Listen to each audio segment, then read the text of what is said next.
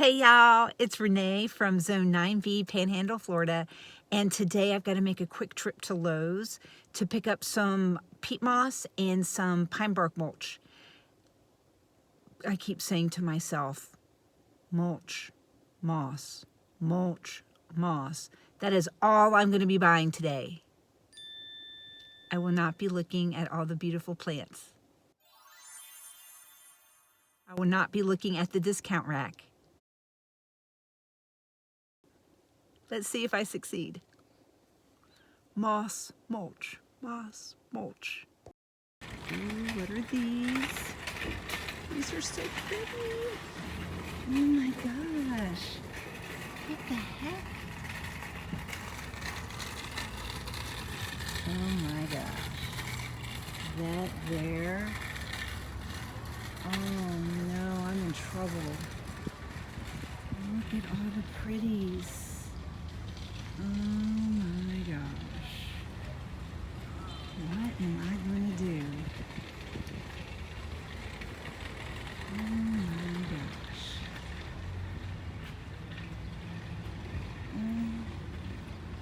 Look at these. Oh my gosh. I'm thinking about trying the lavender in pots so I can control their moisture level better. You may have to try that.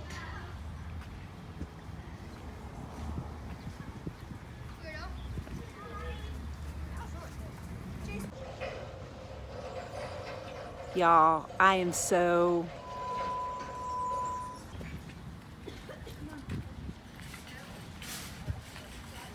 look at all the multi-packs they have in, my friends. That is a great price for a camellia. Look how big this is. It is amazing. Oh my gosh. Wow. Wow. All right. Let's go in and see if I can make it past all the other stuff. Girl, you know, I just had to stop here and take a look at all the great things they have on half price. I'm going to be getting some Dusty Millers today. And I'm still thinking they have some verbena out right now that look amazing. Oh, there's some dianthus up there. What is that? Yep, dianthus. They're pretty. Oh yeah, look, here's more. Those look great. Oh my gosh, guys. It is that time. Oh, biting my nails here. All right, let's go get some pine bark mulch and peat moss. And then we'll look around a little bit more. Look at these roses. They are absolutely massive. Oh my gosh. Ambassador rose, that is amazing. And then look over here. They got the racks out. Oh my goodness. I feel like Alice in Wonderland right now. Oh, this looks wonderful. Going through the right kind of hole, I'm just saying. Ooh, those bird of paradises. Do not buy if you are in my area.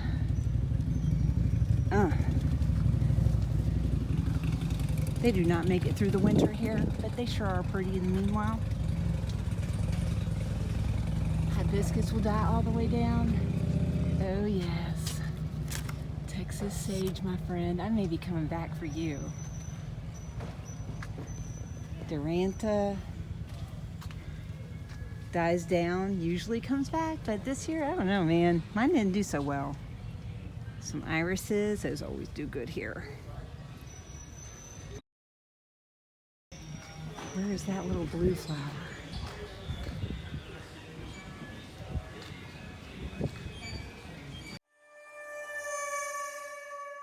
I have to go back out to see that. Look here, guys. It says it's non-hardy below 32. Oh, but they're so pretty. However, they have their verbena out right now. Oh my gosh. Yeah, I may be having to get one or two of these. All right, I got the peat moss and the pine bark mulch, like I said, but then we may have gotten a few other things. I picked up some verbena, and I picked up a bunch of Dusty Miller. That was only $2 for that size container, which was pretty good. All right, we're gonna get these home. All right, so this is what I wound up getting. So I got the Dusty Millers. Oh my goodness, yes, look at that. And they were $2 each. And inside each of them, it looks like there's at least 2 plants. So $1 a plant for these Dusties, that'll be nice. I picked up actually 6 of those to go along with some of the little ones that I potted up in another video. And then I did get the verbenas, so those look really great too. So this one is called the Firehouse Verbena. So you can see that. And it's trailing, full sun. Yes, I know it says hardiness to zone non-hardy below 32, but it may be a perennial in my area as long as I can keep it in a pretty safe spot. The other one that I picked up is this Empress Sun Verbena. And it too says that it is hardy to up to 32 degrees. But these grow pretty well, 18 to 24 inches across. And look at that color. That is really beautiful. I think it complements this one really well. And so I actually got 3 of these and 2 of these. And then, well, my husband went and yeah, he did. I told him about these and he went and picked them up for me. Isn't that beautiful? So this is the one too that said that it is non-hardy below 32, 12 to 24 inch spacing. But I think what I'm going to do, I don't know if there's multiples in here or not, but I'm probably going to keep it as a complete clump because I think it's more likely to come back in the spring if I do that. Again, putting it in a really nice protected spot. All right, so the place I'm thinking about putting the verbena is right along this bed right in here. And if you'll remember with me, this is actually where I transplanted those drift roses from my backyard. So let me show you those. So here they are here. And as you can see, they are leafing out beautifully. They are looking gorgeous. There's the Little John over there. Again, looking really good. And then the idea is that I'm going to be putting some proper edging in here. And so what's going to happen is I'm going to probably wind up measuring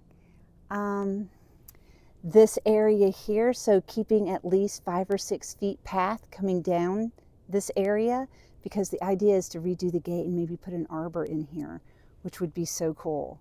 So we'll see how this works. That's going to be a bigger project than what I can do today. But I'm thinking probably this weekend I will do it. And look at these. Aren't these looking beautiful over here? All these gorgeous camellias. They are looking so good. And my sweet olives, they are still blooming too. Look at this. Oh, they are just amazing. The scent is like candy. Just saying. And then I've got my first cherry blossom. This is an okami, and it's ornamental, but man, for the week or 2 that they bloom, I have 2 of them, they are amazing. All right, so I got a lot of things in the books coming up for me to do, and definitely looking forward to those projects. Maybe we can do some of it today. Maybe. I think Claire's looking for some pets and some company out here right now, aren't you? Yes, you are, sweetie. Yes, you are. Looking so cute. Yes. All right, so I don't know if you can see this very easily, but I have a Gumpo Azalea here, here, and then 3 over here. And then I have one over here, but it's really small. So the goal today is, I got 15 minutes until dinner has to be pulled off the stove. You know how it is when you come home from a long day at work and you just want to get your hands in some soil. Well, I don't have time to do the big project, but I do have time to get this Gumpo Azalea in the ground. So when I was putting bulbs in my front sidewalk garden a couple videos ago, I may have stepped on my Gumpo and it kind of like split in half a little bit. Not really, just took off a couple branches, like half of the branches.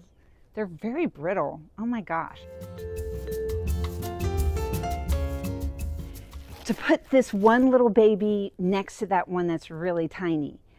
But let me tell you a little bit about the Gumpo. So they are a true dwarf azalea. They only get about 1 to 2 feet tall and 2 to 3 feet wide. Great for borders, cottage gardens. They're a Satsuki hybrid, and yeah, they have beautiful white blossoms. And I got this from my Pensacola Seed and Garden store. They sell these for like $7, and I mean, it's large.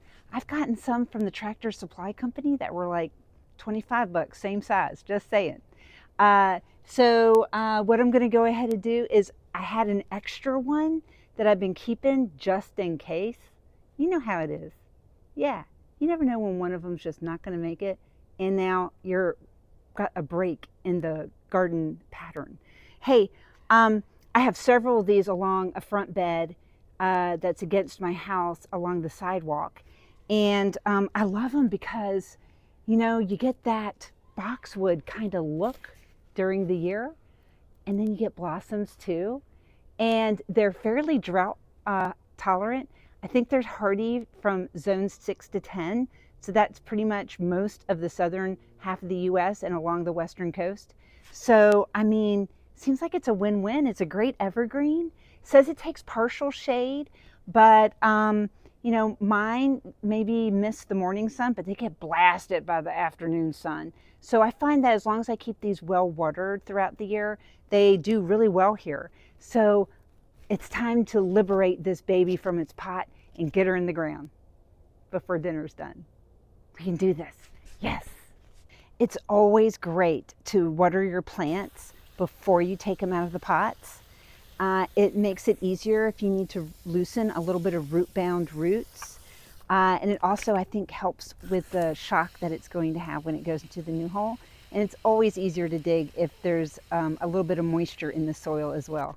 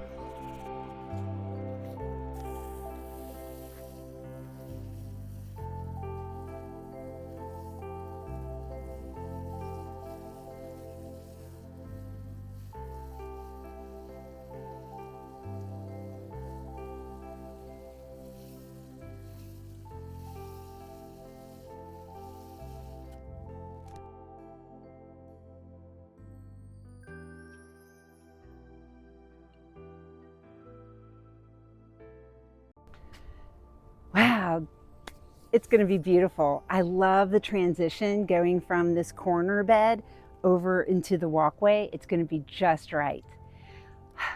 I think I hear the beeper going, so that means it's time for me to wrap this up. I hope you're able to go out into your world and make something beautiful. And until the next video, bye y'all.